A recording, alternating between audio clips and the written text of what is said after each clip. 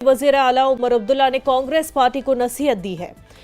CM Omar Abdullah ने Congress party से कहा कि वो ईवीएम के बारे में शिकायत करना बंद करे और इंतखाबी नताइज को कबूल करें। उमर अब्दुल्ला ने कहा कि जब आप इस ईवीएम का इस्तेमाल करते हुए पार्लियामेंट में 100 से ज्यादा मेंबरान हासिल करते हैं और आप इसे अपनी पार्टी की जीत के तौर पर मनाते हैं, तो आप चंद महीनों के बाद ये नहीं कह सकते कि हमें ये ईवीएम पसंद नहीं।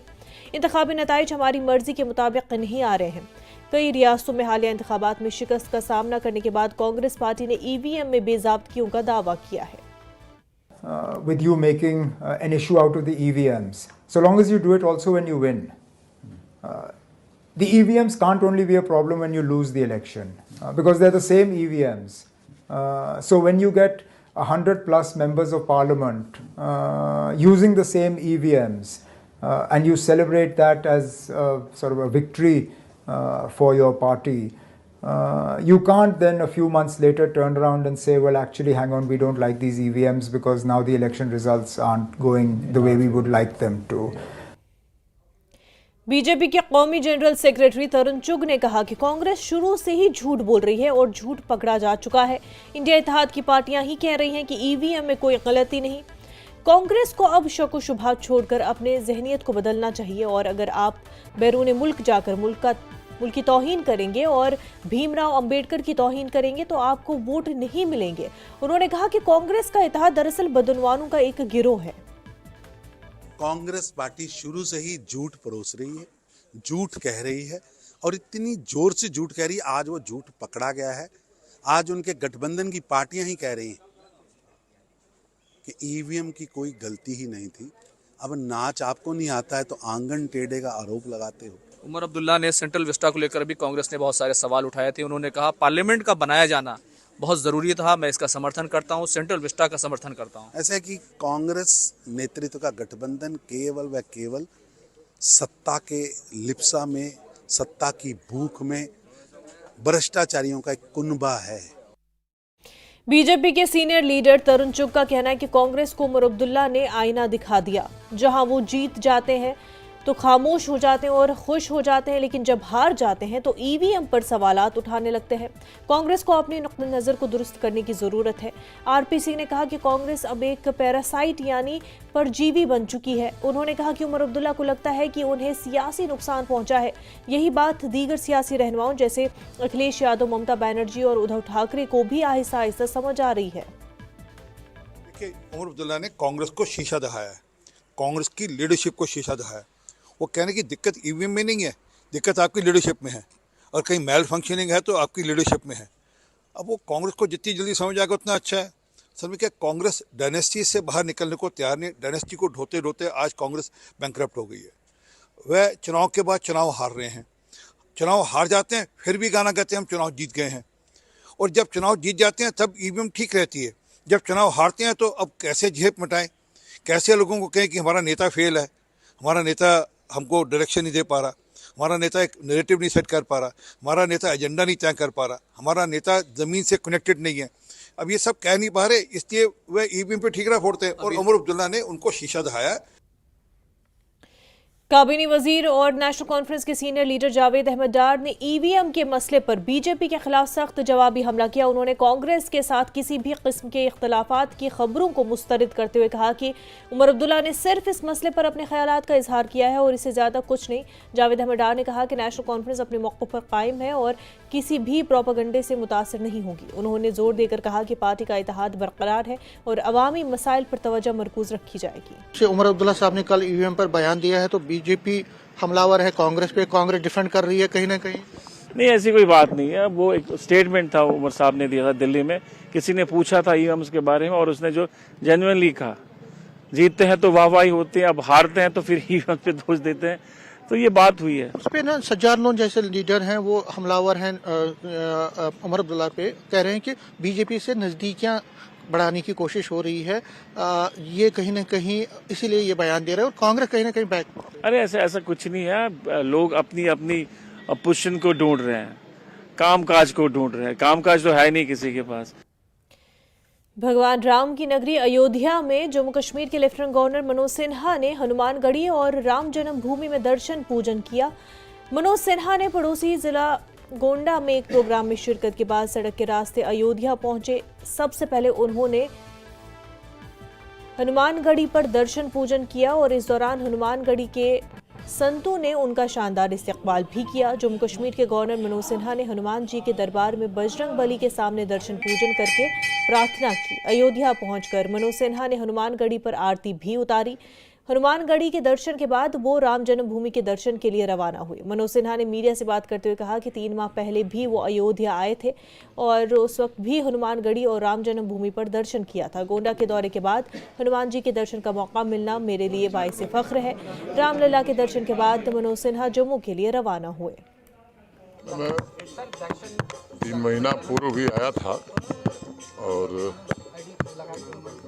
भव्य राम मंदिर में रामलला का दर्शन हुआ था। हनुमानगढ़ी भी आए थे। परम सौभाग्य है मुझे लगता है कि मेरे लिए कि गोंडा आने के पश्चात अभी हनुमान जी का हनुमानगढ़ी में दर्शन लाभ प्राप्त हुआ। रामलला का दर्शन करके फिर मैं जम्मू निकल। सांबा जिले में जम्मू कश्मीर के वजीर आला उमर अब्दुल्ला ने तरक्याती कामों का जायजा लेने के लिए एक अहम दौरा किया और जिला दफ्तर में इंतजामिया के आला अफसरान के साथ मीटिंग में उन्होंने तरक्याती मंसूबों की तकमील में तेजी लाने की हिदायत दी। मीडिया से बात करते हुए उमर अब्दुल्ला ने कहा कि हुकूमत तमाम अजला में तरक्याती कामों की पेशरफ्त का जायजा ले रही है और अवाम के मसाइल को तरजीही बुनियादों पर हल करने की कोशिश की जा रही है। दौरे के दौरान वज़ीर आला ने मुख्तलिफ अवामी वफूद से मुलाकात करके उनके मसाइल सुनने और जल्द अज जल्द उनके हल की यकीन दहानी कराई। ये एक सिलसिला चल रहा है। ज़िलों में आके एडमिनिस्ट्रेशन के साथ बैठ के गवर्नमेंट के जो एक्टिविटीज़ रही हैं डेवलपमेंट को लेके, हालात को लेके उनका जायज़ा लिया जाए, रिव्यू लिया जाए और जहाँ पे कुछ कमी रही हो, जहाँ पे कुछ दुरुस्त करने की ज़रूरत हो, उसके लिए हम अफसरों को हिदायत देते हैं और जहाँ पे ठीक रहा वहाँ अफसरों की हम शाबाशी करते हैं। आम तौर पे इस साल हमने देखा है कि डेवलपमेंट के लिहाज से थोड़ी सी मुश्किल का हमें सामना करना पड़ा क्योंकि लगातार एक के बाद एक जो इलेक्शन हुए, जो कोड ऑफ कंडक्ट लगा, उसमें डेवलपमेंट की एक्टिविटीज़ में थोड़ी कमी आई। लेकिन अब कोशिश की जाएगी इस महीने और अगले साल के 3 महीने में जितना ज़्यादा इसमें हम तेज़ी ला सकें, लाने के लिए हमने अफसरों को कहा हुआ। एमएलए बागोरा खरीरी और कांग्रेस लीडर इरफान हफीज लोन ने वजीर आजम नरेंद्र मोदी को शदीद तनकीद का निशाना बनाया। लोन ने मोदी को हिटलर से मुशाहबत दी है और उन्होंने कहा कि मोदी के वो अच्छे दिन आज कहाँ हैं और उनकी सियासत झूठ पर मबनी है। लोन ने कहा कि आज तक क्या कश्मीरी पंडित वादी वापस लौटे।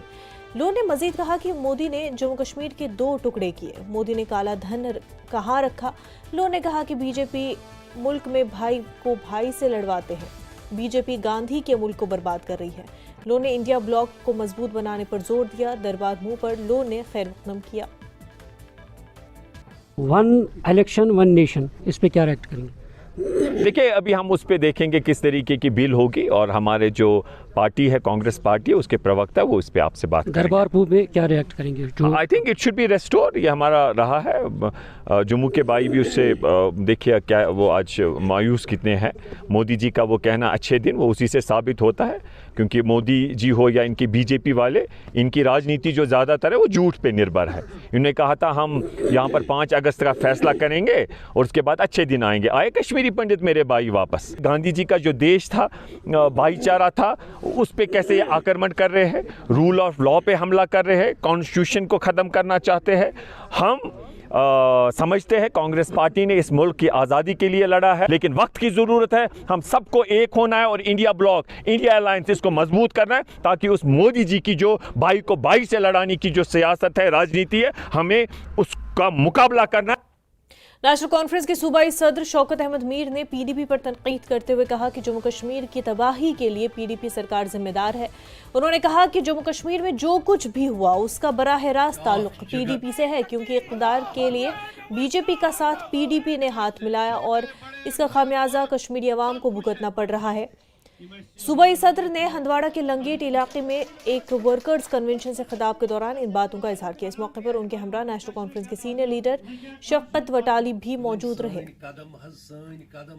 मुझे तो हंसी आती है, वही रेस्पॉन्सिबल है पीडीपी और महबूबा जी उसकी लीडर, जिन्होंने इस बहुत बड़ी खुद मुख्तार रियासत को आज इस दहाने पर पहुंचाया।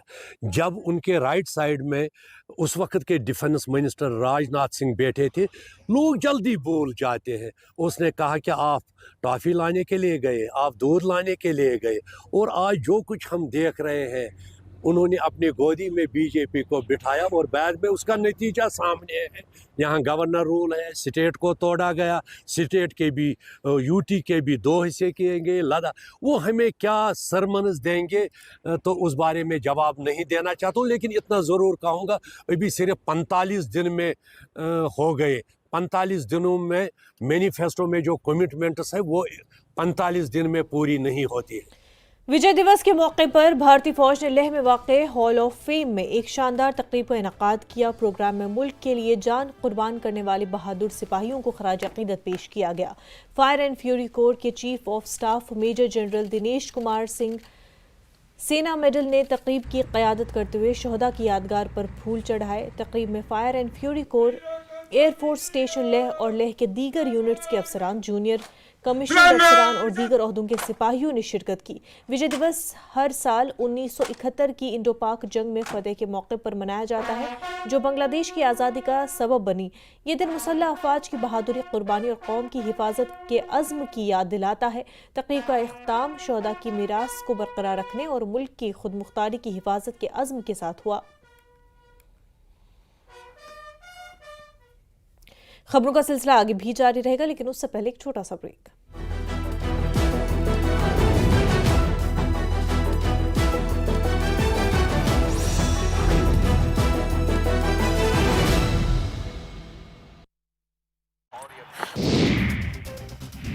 राज्यसभा के सदस्य के तौर पर नवनिर्वाचित सांसद रेखा शर्मा ने ली शपथ। शपथ से पहले न्यूज 18 से खास बातचीत में कहा, महिलाओं के हित के लिए काम करूंगी। सोनीपत के खरखौदा और अंबाला की अनाज मंडी से किसानों ने निकाला ट्रैक्टर मार्च। सरकार को 2 टूक शब्दों में दी चेतावनी, लंबित मांगों को सरकार जल्द पूरा करे। रोहतक में चाकू से गोदकर 22 साल के युवक की हत्या। गांव के चौराहे पर मिला युवक निहाल सिंह का शव, पुलिस जांच में जुटी। हरियाणा में कई जगहों पर कोहरे बढ़ाई लोगों की मुश्किलें, विजिबिलिटी हुई 0, तापमान में भी गिरावट दर्ज, बढ़ गई ठिठुरन। सिरसा के गांव हांडीखेड़ा में चर्चा में अंतर्यामी बाबा बर्फ के ठंडे पानी में कठोर तपस्या में बैठे, इनके पास हर समस्या का इलाज होने का दावा। चंडीगढ़ में ऑटो चोर गैंग सक्रिय, धार्मिक स्थलों को बना रहे निशाना। 2 दिन पहले सेक्टर 46 में हुई चोरी, आज तड़के हल्लो माजरा के हनुमान मंदिर में चोरी की पूरी वारदात हुई सीसीटीवी में कैद। महेंद्रगढ़ में अवैध खनन पर एक्शन, सीएम फ्लाइंग खनन विभाग, आरटीओ की कार्रवाई। ओवरलोडिंग और अवैध खनन पर कार्रवाई, 19 वाहनों पर लगाया गया जुर्माना। बिलासपुर में विश्वविख्यात शक्तिपीठ श्री नैना देवी में संक्रांति के दिन उमड़ा श्रद्धालुओं का सैलाब। 18,000 के करीब श्रद्धालुओं ने लगाई मां के दरबार में हाजिरी। एमपी विधानसभा के शीत सत्र का गर्म आगाज, ट्रैक्टर से पहुंचे कांग्रेस विधायक। कांग्रेस के किसानों के मुद्दे पर सरकार को घेरा, बीजेपी ने बताया नाटक। फिल्म एक्टर वरुण धवन ने पीएम मोदी और गृहमंत्री अमित शाह की जोड़ी को गोल्डन जोड़ी बताया। न्यूज 18 से एक्सक्लूसिव इंटरव्यू में वरुण धवन ने कहा, तेंदुलकर और गांगुली की जोड़ी की तरह से देश के लिए मोदी और शाह की जोड़ी अहम है। गाजा के खान यूनिस में विस्थापित परिवारों के लिए बने कैंप पर हमले का दावा।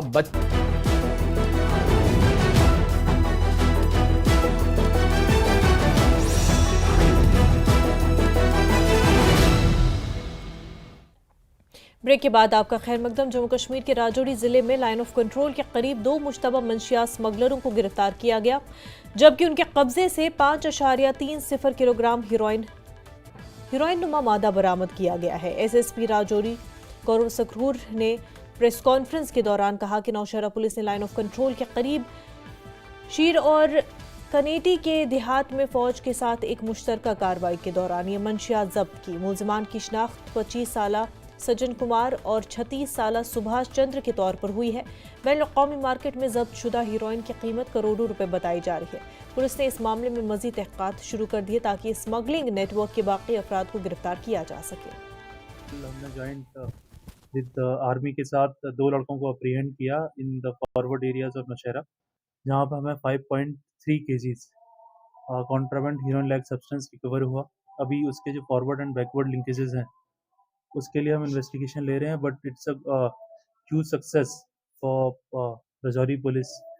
और जो एक हमारा वॉर अगेंस्ट ड्रग्स चल रहा है उसमें एक बड़ी कामयाबी है। इसके आगे जो कहाँ डिस्ट्रीब्यूट होना था, कहाँ से आने वाला था, इस पे सारे चल रहे हैं। ऐसे जब भी हमारी कोई जानकारी आएगी तो आपके माध्यम से ही हम सबको बताने की कोशिश करेंगे।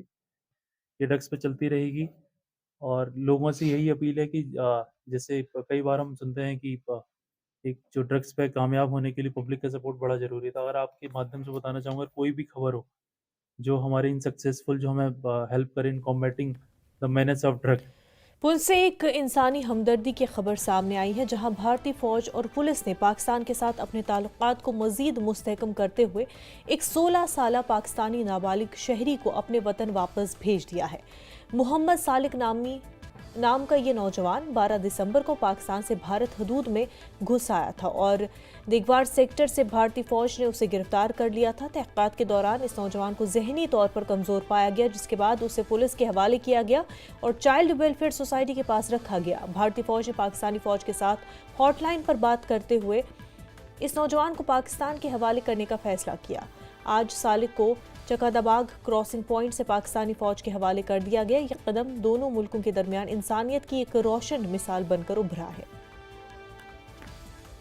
भारत के खिलाफ लगातार पाकिस्तान की नापाक हरकतें जारी हैं, लेकिन उसके बावजूद जो है भारतीय सेना और भारतीय सरकार जो है पाकिस्तान के साथ मधुर संबंध बनाने रखती है और साथ ही जो है मानवता के आधार पर पाकिस्तान के साथ हमेशा ही जो है अच्छे संबंध बनाती है। आपको बता दें कि 4 दिन पहले पुंछ के दिगवार सेक्टर में पाकिस्तानी एक नागरिक जो है 16 साल का मोहम्मद सालिक जो लड़का जो है घुसपैठ करते हुए दबोचा गया था, जो कि बांडी अब्बासपुर पाकिस्तान का रहने वाला था, उसको आज जो है चकंदरबाग के रास्ते वापस लौटाया गया है। आपको बता दें कि जब सेना ने इसको पकड़ा उसके बाद इसको पुलिस के हवाले किया और पुलिस ने इसको नाबालिग देखते हुए चाइल्ड वेलफेयर के पास रखा हुआ था और पाकिस्तान के साथ लगातार संपर्क बनाए जा रहे थे कि पाकिस्तान इसको वापस ले ले। और आज पाकिस्तान की सेना ने इस बात पर हामी भरी कि वो उसको वापस लेंगे। चकंदरबाग से अभी अब जो है गाड़ियां जो है उसको पाकिस्तान लौटाकर वापस लौटी हैं। आपको बता दें कि पाकिस्तान लगातार जो है इस इलाके में नापाक हरकतें करता है, लेकिन भारत लगातार जो है मानवता के आधार पर पाकिस्तान की तरफ से घुसपैठ करके आने वालों को वापस लौटाता है, क्योंकि ये जो लड़का है इसके बारे में ये बताया जा रहा है कि मानसिक रूप से कमजोर था और इसे आज जो है चकंदरबाग में वापस किया गया है। Munish Sharma, news network, Poonch. बारामूला जिले के डिप्टी कमिश्नर ने वारपुरा सोपुर में वाक़े गुल मोटर्स के डीसी पॉइंट पेट्रोल पंप को फौरी तौर पर बंद करने का हुक्म दिया है। इस फैसले ने मकामी आबादी, खास तौर पर ट्रांसपोर्टर्स और किसानों को तशवीश में मुब्तला कर दिया, जो इस सहूलत पर रोजमर्रा के कामों के लिए इंहिसार करते थे।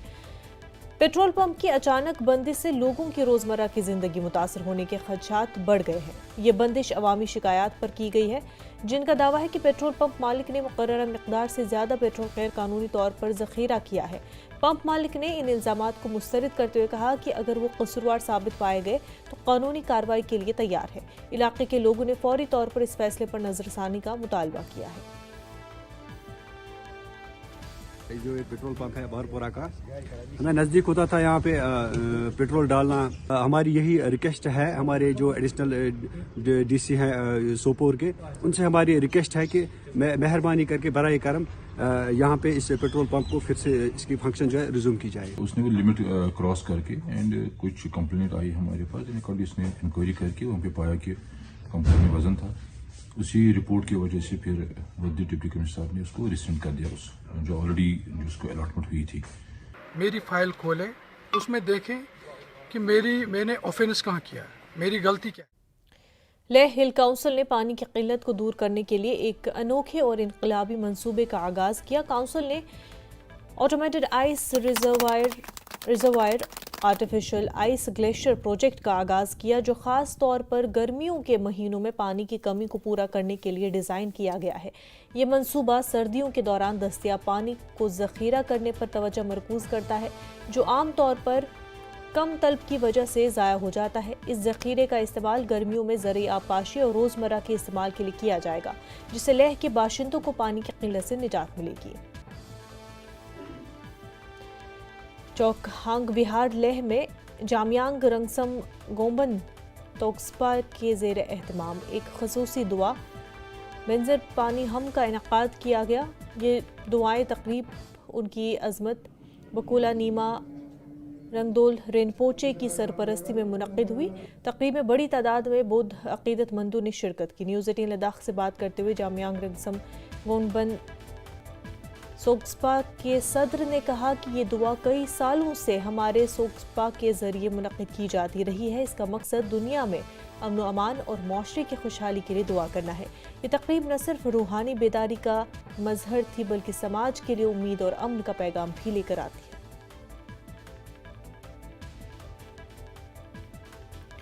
वहीं कश्मीर में बढ़ती हुई माली मुश्किलात के पेश नज़र कनीज़ा ज़ोहरा फाउंडेशन ने म्यूनसिपल काउंसिल शोपिया में एक इज्तिमाई निकाह की तकरीब का इनकाद किया। इस तकरीब के तहत फाउंडेशन ने अपने अलंबरदार इफ्रा असमत कादरिया इक़दाम के तहत इस साल 18 इज्तिमाई शादियां कराईं, जिनमें आज की तकरीब एक और कामयाब संग मील साबित हुई है। बहुत सारी बहनें ऐसी होती थी या बहुत सारी माएँ ऐसी होती थी कि लास्ट में जब दुआ का वक्त होता था वो आती थी और रोती थी, कहती थी कि हमारी बेटियां हैं, ये काफ़ी एज भी गुजर चुकी है, लेकिन कोई लेने वाला नहीं है उनको, या अगर हम कोई लेने वाला भी होगा तो हमारे पास उतना खर्चा नहीं है कि हम उनको फिर रुखसत कर सके। तो उस वजह से वो बहुत ज़्यादा रोते भी थे। बारामूला और इसके मुल्हिका इलाकों में SSP traffic rural Ravindra Pal Singh की क़यादत में ट्रैफिक कवानीन की खिलाफ वर्जी करने वालों के खिलाफ क्रैकडाउन शुरू किया गया। इस मुहिम के दौरान ख़ास तौर पर कम उम्र ड्राइवरों के खिलाफ कार्रवाई की जा रही है, गाड़ियां जब्त की जा रही हैं और ट्रैफिक कवानीन की खिलाफ वर्जी करने वालों पर जुर्माने आयद किए जा रहे हैं। एसएसपी रविंद्र पाल सिंह ने बताया कि ये मुहिम रोज़मर्रा की मशक़ का हिस्सा है और हालिया दिनों इस मुहिम को मज़ीद सख्त कर दिया गया है। उन्होंने वालिदैन को मशवरा दिया कि वो अपने बच्चों को बगैर लाइसेंस और मुनासिब दस्तावेज़ात की गाड़ी चलाने की इजाज़त न दें। एसएसपी ने ताजरों और मकामी दुकानदारों को भी सड़कों पर गैर कानूनी तजावुज़ात से बाज रहने का मशवरा दिया, जो अवामी नक़्ल हरकत में रुकावट और हादसात का सबब बन सकते हैं।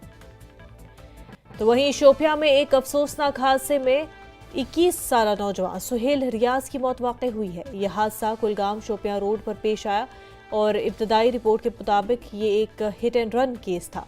आईनी शाहिदीन के मुताबिक एक तेज़ रफ्तार गाड़ी ने सुहेल को टक्कर मारकर शदीद तौर पर जख्मी कर दिया, जो हादसे के फौरी बाद अपनी ज़िंदगी की बाजी हार गया। पुलिस ने वाक़े की तहक़ीक़ात का आगाज़ कर दिया और गाड़ी और ड्राइवर की शिनाख्त की जा रही है। मकामी अफराद ने सड़कों पर बढ़ते हुए हादसात और बेएहतियात ड्राइविंग पर तशवीश का इजहार किया और हुकाम से हिफाजत के लिए सख्त इक़दाम की अपील की। और भलीसा डोडा के गंधू धड़ाकी इलाके में एक खौफनाक जंगलाती आग ने सब सोने को राख में बदल दिया। आतिशबाजी से करोड़ों रुपए का नुकसान हुआ है। आग ने जंगलात के एक बड़े हिस्से को अपनी लपेट में ले लिया। रिपोर्ट्स के मुताबिक आतिशबाजी सब डिविजनल हेडक्वार्टर से महज 1 किलोमीटर की दूरी पर होने के बावजूद हुकाम के रद्द-ए-अमल में ताख़ीर से संगीन सवालात उठे हैं।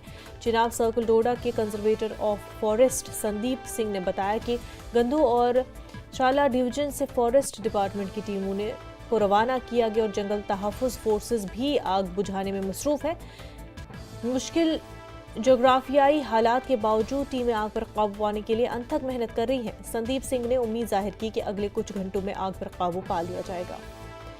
तो वहीं पुंछ जिले की सब डिवीजन मेंढर के ओझड़ इलाके के जंगलात में जबरदस्त आग भड़क उठी है। आतिशबाजी ने पूरे इलाके को खौफजदा कर दिया और इस आग की शिद्दत से न सिर्फ जंगल का बड़ा हिस्सा मुतासर हो रहा है बल्कि जंगली हयात को भी शदीद खतरा लाहक है। मकामी इंतजामिया और महकमे जंगलात, वाइल्ड लाइफ के अफसरान और मकामी लोग आग पर काबू पाने के लिए मुसलसल कोशिशें कर रहे हैं। आग के फैलने से इलाके के माहौल और कुदरती वसाइल को नुकसान पहुंचने का खदशा है। लोगों ने हुकाम से फौरी कार्रवाई की अपील की है।